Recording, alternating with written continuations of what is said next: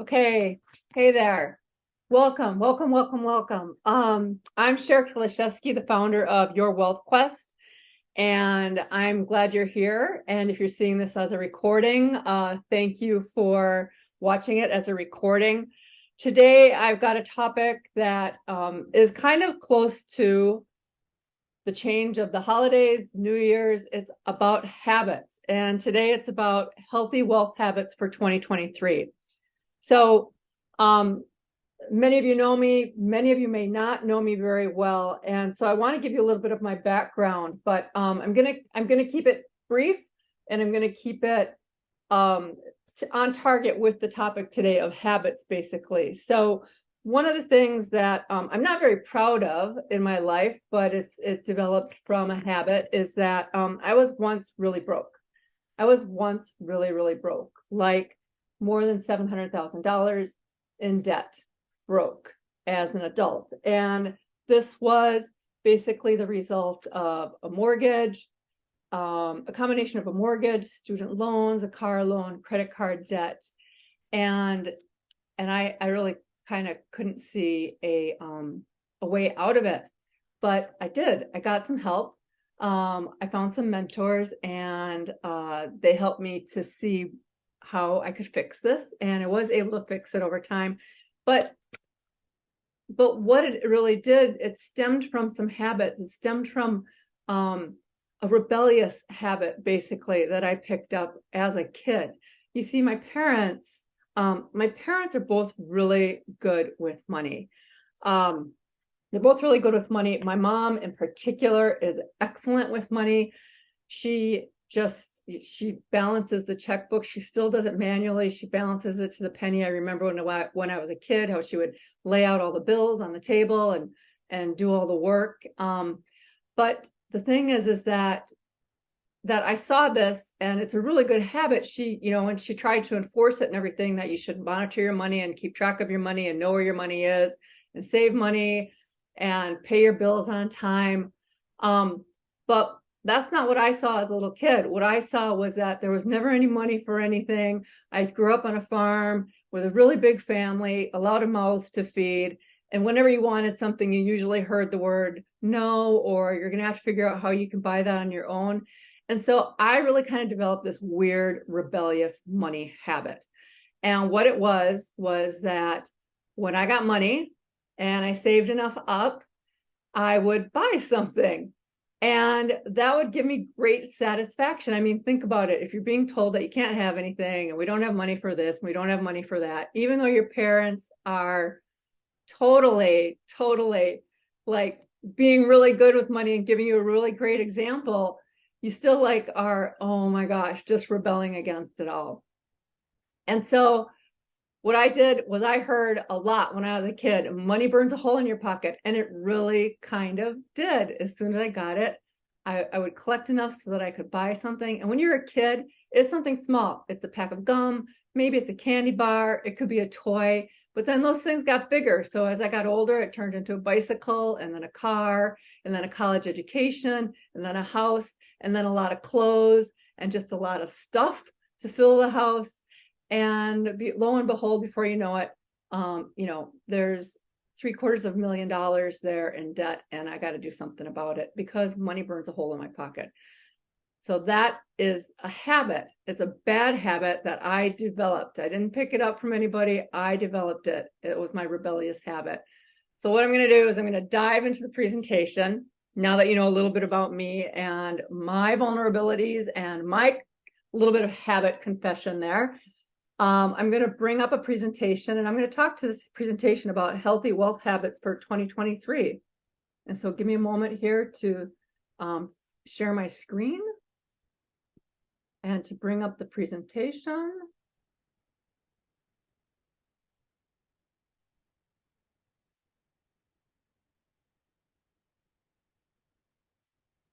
All right, and hopefully you are seeing. Got to get my chat back up. Hopefully you are seeing the presentation that says, all right, I got a thumbs up. Thank you. Healthy wealth habits for 2023. So this is the topic for today. And what you might want to wonder, what you might be wondering, first of all, is like, what is a habit? I mean, we all kind of have this notion of what it is. It's something that we do. It's something that we just kind of, a routine we fall into, but and it is a routine that we fall into. It's really interesting. I'm not going to get very scientific, but I'm going to give you a little bit of background on what a habit is. So a habit is a behavioral chunk. And what a chunk is, I love that word, chunk. And it's a behavioral chunk. And what a chunk is that it's a sequence of actions that our brain puts together. It puts it together to create an automatic routine. Okay.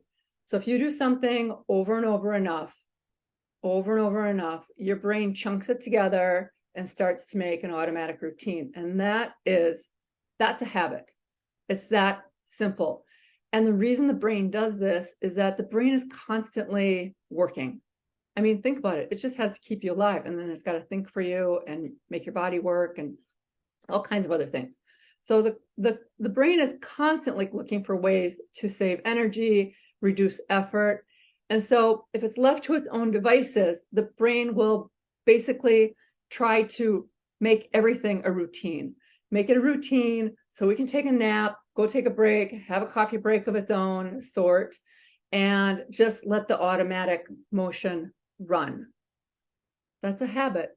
The brain needs a break. And so what happens over time is that these habits, these patterns, these programs in our brain, they become developed and really routinized within our brain. And it becomes difficult to break these after a while because the brain actually kind of starts to shut off as soon as that automatic motion is put into place. And so to visualize this a little bit, it's really kind of simple. It breaks down into 3 pieces, and this is called the habit loop. And the author and scientist Charles Duhigg writes about it quite a bit. And what it is that there's a cue, and I'll talk about this little habit loop that's on the screen right now in a moment. But it starts with a cue that then kicks off a routine, which is one of these automated patterns that the brain goes into until there's a reward, and then the brain toggles back on. So the cue toggles the brain off, automatic system, and then the reward toggles the brain back on to start taking command of your behaviors again. And so I already talked about one of my money cues, but just a general cue in life, and this might be something that you also suffer from, is that evening comes, I sit down on the sofa, that's my cue.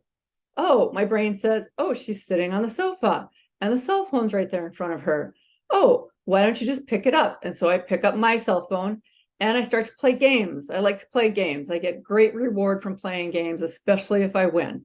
And so I will play games until I win. And that's my reward. I get a satisfaction out of that, out of winning the game. And then my brain clicks back on and I make a decision.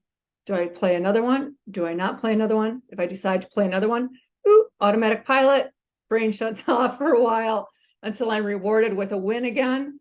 And then it kicks back in. And I've got to make a decision, is it time to go to bed or not, basically. And so this might be a routine that you recognize also, or that you can relate to. And if it is, give me a 1 in the chat, please. If it's something that you can relate to, give me a 1 in the chat. Or if you're really feeling vulnerable, go ahead. Ooh, already I got some 1. If you're feeling like it, I got it for sure also. Thanks. It's this whole idea. There's a cue.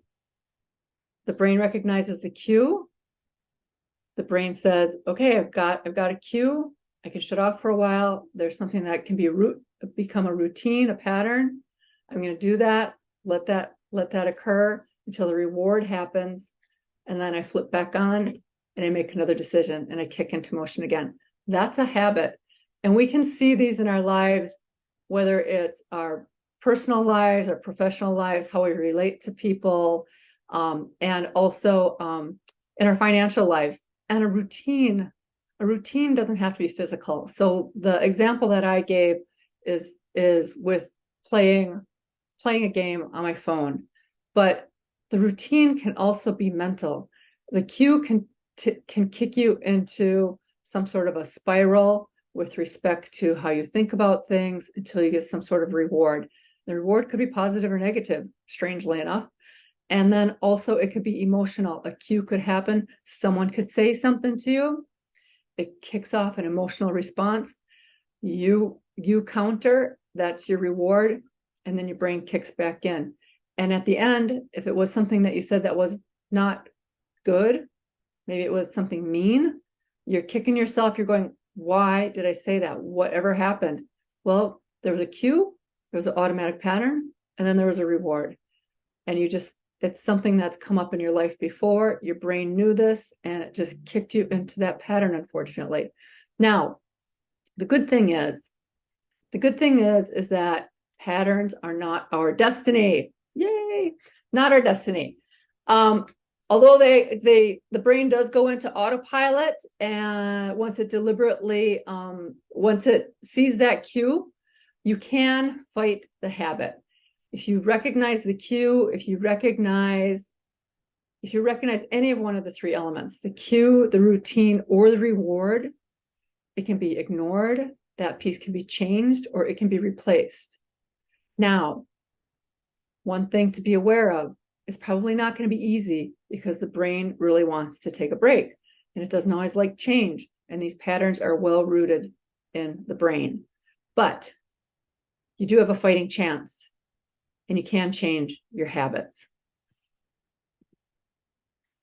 Now, one other thing, habits are just that. They are habits. Our brain has no idea if the habits and the routines that it is kicking off are good or bad. So most people want to keep their good habits. Let's say you eat healthy, you exercise, you save regularly, you've got a retirement system in place. Those are good habits. Those are excellent habits. You want to keep those, and so we don't really worry about our good habits, and we oftentimes don't even think about our good habits. But then the bad ones are lurking there in the background. They're going to take hold, and they're the ones that we really notice. Those are the ones that are going to damage us in some way. So like in my instance, two examples that I gave, money burning hole in my pocket, and then also my cell phone game addiction.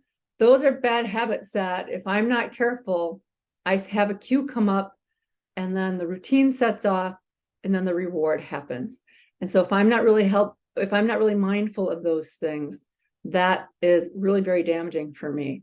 And you may have some of those for yourself. Can I get some thumbs up or a 1 in the chat for some confirmation here? You got some good habits, and you probably got some bad habits too.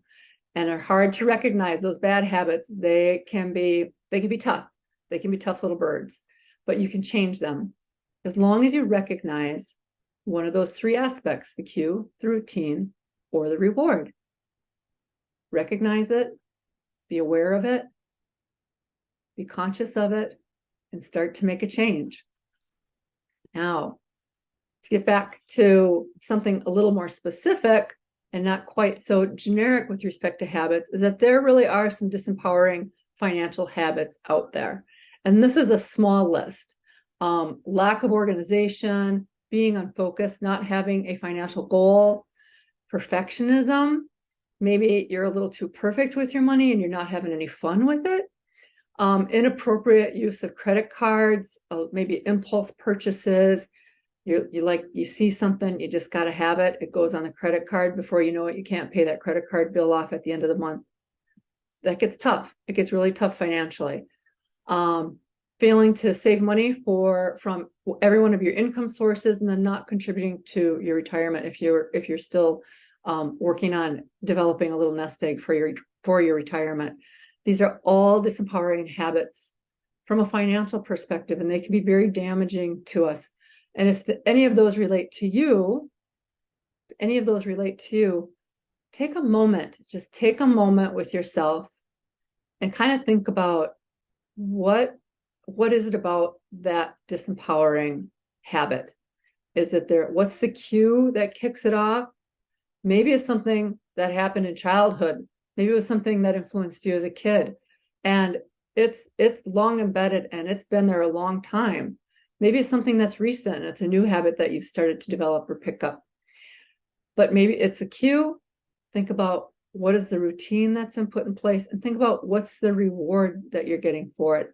Is it some sort of worthiness? Is it some sort of satisfaction with respect to feeling like you belong? Many times there's kind of an emotional component to those rewards, or a little dopamine kick to the brain where it's like, oh, it makes you a little happy to get that reward. So think about it. If you've got a bad habit, especially a bad financial habit, think about what that cue might be, what your routine in that habit is, and what is the reward that's in the background that stops that habit from continuing. And once you can identify those things, you can change those bad habits and you can change them into some really good financial habits for the future. And so coming back to the topic at hand, healthy wealth habits for 2023. Here are a few. I'm going to kind of jump around. They're listed here, but I'm going to jump around a little bit because one of the things that you really want to do in order to kick a bad habit is to be persistent and to be patient. Persistence and patience, it's not going to happen overnight. You got to be kind to yourself. You're going to stumble a lot to start with, and then you're going to stumble a little bit later, and then you're not going to stumble anymore. You're going to be okay. But you have to be persistent, and it's going to take a little bit of practice, and it's going to take a little bit of time. Learn and do. A lot of us like to learn. We're out there on YouTube University. We're out there on Facebook checking out informational videos. We're out there buying products that give us information, and we don't do anything with it. So do, learn and do. Take some action. Learn and do what you're doing here. Take some action. Understand your bad habit.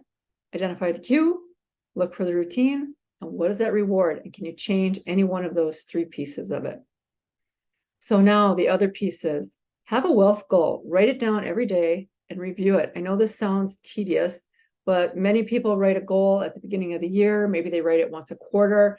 They kind of look at it. They have it in the back of their mind, but they don't really recall it regularly to keep them on track. Write it down every day. I've got a list of 1, 2, 3, 4, 5, 6 goals for the year. And I write them down every morning so that I remind myself. Write them down in the morning, write them down in the afternoon. Keep them at your forefront. It will help you control your bad habits and help you instill some good habits. Have a plan in place. If you're going to have a plan in place, it's probably going to require change. Embrace the change. Be okay with it. It might be a little painful once in a while, but embrace the change. It's going to be okay. Spend less than you earn. I know this is obvious, but so many of us don't do it. So spend less than you earn. And like I said earlier, delay gratification. Think long term. You know, you're shopping, you see a really beautiful blouse, and you think, oh, I got to have it. But do you really have to have it? Maybe instead of having that blouse, put the blouse back, step back from the blouse, look at the price tag before you step back from the blouse, and take that amount of money that you're going to spend on that blouse and put it in your savings account or put it in your retirement account. You had the cue, you interrupted the routine, and reward yourself in a very different way. Reward yourself in a positive financial manner. And so, kick your disempowering habit. I know I'm harping on this, but repetition doesn't hurt. The cue, understand the cue, see the routine, and then understand the reward. Any of those can be changed, and it'll change your habit. So a couple questions at the end here. Hopefully you can answer these. They're true-false questions. 3 true-false, and one question to get you thinking a little bit. So the first one, true or false? Your habits do not play a role in your relationship with money and wealth. True or false? Your habits do not play a role in your relationship with money and wealth. Your habits do not play a role in your relationship with money and wealth. They do. It's true. And if you have some bad habits with respect to money and wealth, you can change them. You can totally change them. The next question. Over time, an individual develops tendencies and habits that may have impact on their financial goals. True or false? Over time, an individual develops tendencies and habits that may have impact on their financial goals. True. True, true, true. Yes, we do develop tendencies and habits. I gave you one of my own. I let you know one of my own. We do have tendencies and habits that can impact our financial goals. And if they're bad tendencies and habits, they can be changed. They can be changed. You just have to be aware of them and recognize what's going on to make that change. And then the last true-false question, true or false? Once established, it is not possible to change your personal financial tendencies and habits. Once established, it is not possible to change your personal financial tendencies and habits. Yeah. All right. We got some good answers in the chat. False. You can change those tendencies and habits, those negative tendencies and habits. That's for sure.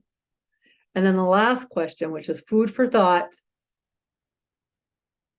What is one money and wealth habit that you would like to change? You don't have to type that in the chat, but you might want to think about it for yourself. You don't have to change everything, just one. Just work on one. So I want to thank you for being here today. I really want to thank you for being here today. Is there anything in the chat? Anyone on the chat? Do you have any questions or anything? If you do, thank you for the applause. If you do, let me know. I'll take a moment to answer your question. And if not, then I'm going to stop the recording. All right, it looks quiet. So I'm going to stop the recording and thank you, thank you, thank you.